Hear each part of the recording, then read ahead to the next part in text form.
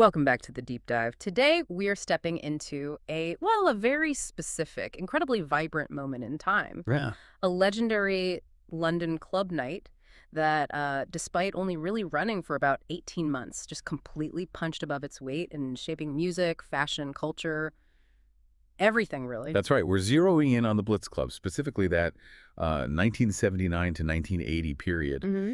And we're doing it through a fantastic new guide, really. A Mm. compilation curated by the club's co-founder and DJ, Rusty Egan. It's called Rusty Egan Presents Blitzed.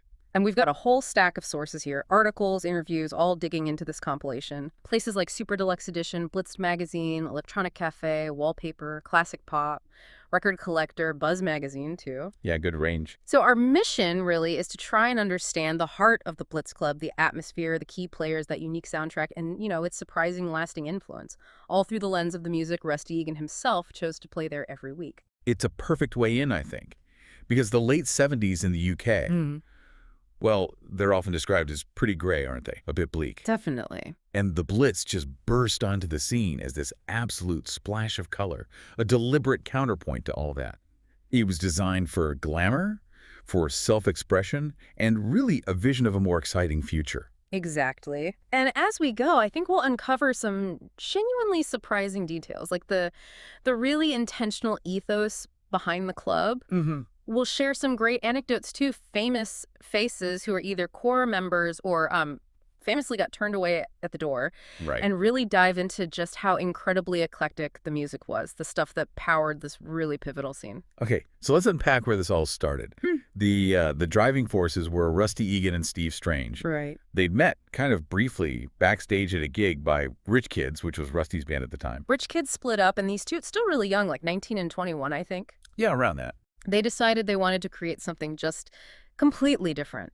It actually started as a night called Billy's in Soho in '78, Okay. but it really found its identity when it moved in 1979 to this wine bar in Covent Garden called the Blitz, which, kind of strangely, had this World War II theme during the day. A bit incongruous, yeah. But the core motivation, according to the sources, it was a real desire to get away from some of the negative stuff that had crept into the punk scene. Like the violence. Yeah, particularly the potential for violence. They explicitly wanted to create what's called a safe oasis, a place where people could escape what Rusty calls the mob, the drunks, and the homophobes. It was about inclusivity, really, for people who felt like outsiders elsewhere. And that philosophy, the fundamental idea of the place, in Rusty's own words, it sounds incredibly powerful. He said, everybody in that club could be heroes, just for one day. Oh, wow. And he saw his role as the DJ as making you the star on the dance floor, at the bar, or just standing there in your finest on a dreary Tuesday night. So it wasn't just about playing records. It was about creating an experience, Yeah. using music to transport people. Exactly. Rusty talks about wanting to instantly transport you somewhere else, maybe to Europe with a few film noir references, or to Japan via some exciting new electronic sounds. And he even mentions the distinctive use of robotic vocals sung in German, Russian, French, and English, too. That really paints a picture. It does. And that time frame, 1979 to 1980, it's really key, isn't it? The compilation focuses right in on those intense 18 months when the Blitz Club night was really hitting its stride and defining itself. Absolutely. And within that dynamic, Rusty Egan's role as the DJ, well, it was just crucial to the club's identity. Yeah. Non-negotiable, you could say. Right, because Steve Strange was the iconic figure at the door, wasn't he? Setting the tone, deciding who got in based on their look, their attitude. The curator of the crowd, yeah. But Rusty was inside, crafting the entire sonic landscape. He was the architect of the sound. And his approach to DJing sounds incredibly forward-thinking for the time. He wasn't just spinning the obvious chart stuff, was he? Not at all. He describes it as crate digging. Basically, just relentlessly searching through record shops like Rough Trade for obscure imports, especially from places like Dusseldorf, Berlin, Paris, Japan. Hunting for the new. Yeah, exactly. He talks about the thrill of finding something completely new and different, something unheard. And he wasn't waiting for things to become hits either. I read he was playing tracks years before they actually broke through. That's right. He mentions dropping Kraftwerk's Das Model, like 3 years before it was a chart success in the UK. Wow. His sets were just this constant discovery of new sounds for the people there. And the goal wasn't just dancing, though obviously that was important. It was about providing a soundtrack for this whole vision, wasn't it? This vision of the future, a kind of better life for the attendees, many of whom were art students dreaming of something more. Yeah, he wanted the music to elevate the individual, Hmm. to fulfill that promise, make you the star. And he was apparently very particular about the versions he played. He loved the longer 12 mixes because they kept the energy going on the dance floor. Makes sense. There's even a great little detail about him playing the 1980 dance mix of Visage's Save de Grey off a cassette tape, just because it was the perfect version for that club moment. Huh. That's dedication. Okay, let's really dive into that soundtrack. Because this compilation and all the sources around it, they reveal it was, well, far more complex than just one genre, right? No, definitely. When people hear Blitz Club or New Romantic, they often just picture synth pop. But the reality, according to Rusty in this compilation, it was way richer. Exactly. It was definitely heavy on electronic music, no doubt about it. But Rusty's selections pulled from post-punk, art rock, krautrock, industrial sounds, experimental stuff, even disco. He was weaving this unique sonic tapestry every Tuesday night. So yeah, you absolutely have those foundational electronic and synth pop tracks, the essentials like the Human League's really early, Raw being boiled, Yeah. or Two Boy Armies down in the park, and pivotal tracks from Kraftwerk, of course. Crucial. But then, right alongside that, you might hear something like Joy Division's Shadow Play. Which is intense, dark. Totally different vibe, yeah. Yeah. Or magazines Permafrost, The Cure's a Forest, Simple Minds, Susie and the Banshees. This wasn't purely electronic gloss. It was music with real atmosphere, often quite dark or introspective, but always with this compelling energy. And then you get into the genuinely, like, avant-garde stuff that must have just blown people's minds back then. Oh yeah, tracks by Throbbing Gristle, Hot on the Heels of Love, or Hamburger Lady, Cabaret Voltaire's Nag Nag Nag, Fad Gadget, Suicide. Not exactly easy listening. No. Music that was challenging, sometimes abrasive, definitely not mainstream radio fodder. And the curveballs, too. Disco tracks you mentioned. Yeah, like Sparks' incredible 12 version of the #1 song in heaven. Oh, great track. Blondie's extended Heart of Glass, Craze Jones's La Vie en Rose, Cerrone's Supernature. Even unexpected things like Hot Chocolate's Put Your Love in Me, or that disco remix of Jeff Wayne's The Eve of the War. No way. Yeah. It just shows Rusty wasn't bound by genre labels at all. He was playing what fit the vibe of the night, the feeling he wanted to create. And finding incredibly obscure records through all that digging. Things you just wouldn't hear in any other club in London, probably. Maybe not the world, yeah. Tracks by Garçons, Dalek Alurst, Laurie, and the Chameleons.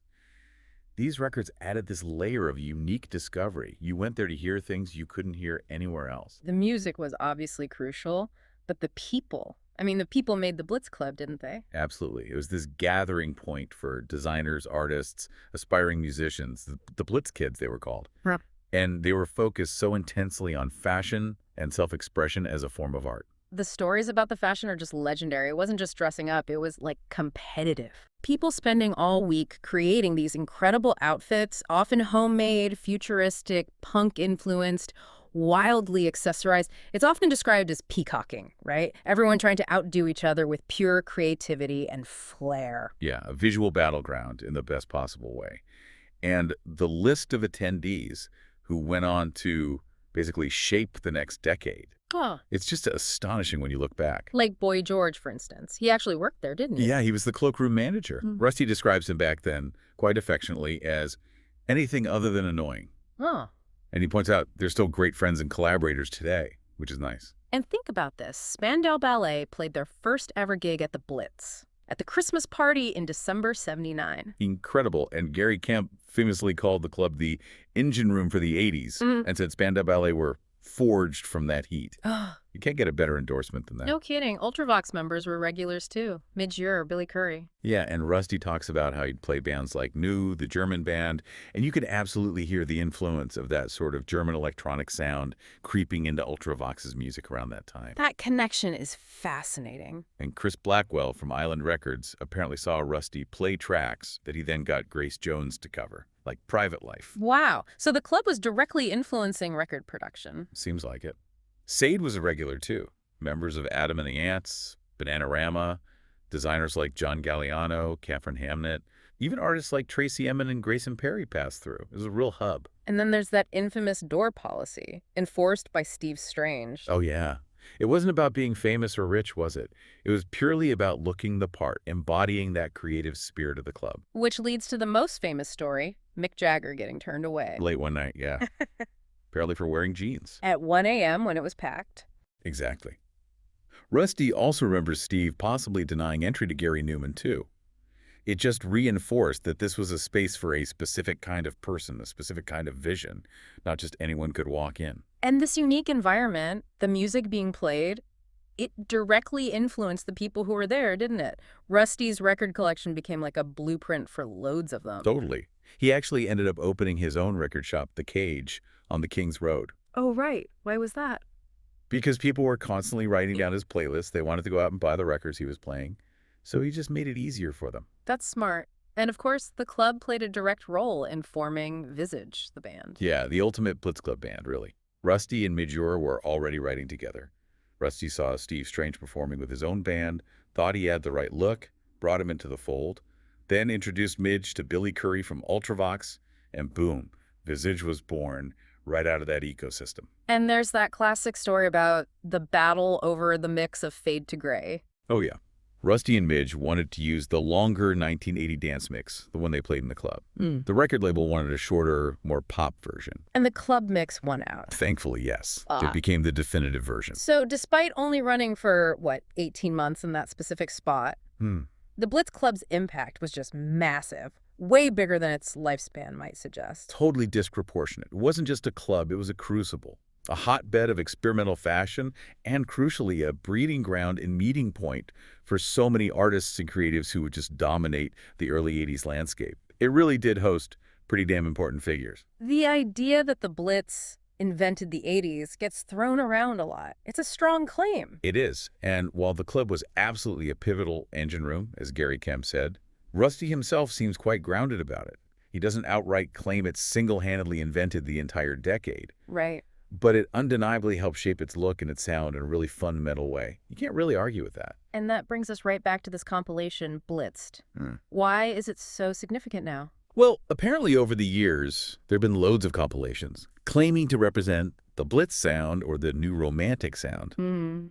But according to Rusty and others who were actually there, they just didn't get it right. They didn't accurately reflect the music that was genuinely being played, often just cash-ins. Right, slapping a label on it without the substance? Exactly. So this compilation is different. Rusty curated it himself. And it's being hailed by attendees, by reviewers, as the definitive statement. A completely authentic compilation of what you really would have heard on a Tuesday night at the Blitz. It's his attempt to set the record straight, basically. And it's available in some really comprehensive formats, right? Yeah, really nice packages. There's a deluxe 4CD set with 66 tracks that's over 5 hours of music. Wow. Or a 4LP vinyl version for the collectors. And both come with extensive sleeve notes, essays by people like Alexis Petridis and Rusty himself, plus unseen photos. Adds incredible context. And if you want to go even deeper, there's a massive Spotify playlist, too. Yeah, he put together an official Spotify playlist with over 250 tracks. Clocks in at something like 21 or 22 hours. Whoa. He says it's essentially a major chunk of his actual DJ box from that era. And it includes tracks that were just impossible to license for the physical release, like David Bowie's Heroes and the French and German versions he used to play. Licensing. Always the tricky part. Tell me about it. Apparently, getting this compilation together was a huge undertaking. Took nearly 3 years, mainly because of those licensing complexities. I bet. But a major achievement, a real coup, was getting Kraftwerk to agree to license their tracks. They very rarely do that for compilations, so it's seen as a real compliment to Rusty and the project. That's huge respect from Kraftwerk. Absolutely. Of course, you can't get everything. Rusty mentions not being able to clear certain key tracks or specific obscure mixes he loved, but what is there is incredibly representative of that sound. So looking at Rusty Egan today, he reflects fondly on that whole era, obviously, but he's also very much focused on his current creative work, isn't he? Absolutely. He's not just resting on his laurels. He's still actively making music, working on a new studio album called Romantic Seems So Hard to Die. Okay. And it has this incredible list of collaborators from across different eras. Chris Payne, Wolfgang Flür from Kraftwerk, Claudia Brücken, Peter Hook, Tony Hadley. And yes, even Boy George is on there, That's quite a lineup. isn't it? And he's still out there performing and DJing too, supporting bands like Heaven 17, playing festivals, doing Q&A events tied into this compilation release. He seems to be really embracing this current phase of his life. Good for him. Yeah. And while he acknowledges the past, including, the difficult falling out with Steve Strange and some ongoing complexities around the Visage legacy, he clearly finds immense satisfaction in his current creative output in these new collaborations. So that's our deep dive into the sounds and the scene of the legendary Blitz Club. We've seen how Rusty Egan's unique curation, coupled with Steve Strange's door policy, created this incredibly specific moment in time, a real engine room, wasn't it, that profoundly influenced the music and culture that followed. Definitely. And this Blitzed compilation really does offer a genuine, authentic window into the actual music played at this pivotal, even if short-lived, club night. It kind of corrects the historical record and provides an invaluable experience for anyone curious about this incredibly fertile era. It truly lets you, the listener, experience a taste of being on that dance floor back then. Hearing those sounds that soundtrack that shift from, well, perceived gloom to absolute glamour and creativity. Sounds that helped launch so many careers and fundamentally shape the look and sound of the early 80s. Which leaves us with a maybe provocative thought for you to ponder. Considering the sheer speed at which cultural movements emerge and evolve now, and the global access we all have to music and fashion through digital platforms. Could a single geographically located club night, like a specific spot on a Tuesday in Covent Garden, ever again have that kind of concentrated, explosive, and lasting impact on music and fashion that the Blitz Club managed to have back then? That's a really interesting question to end on. Food for thought.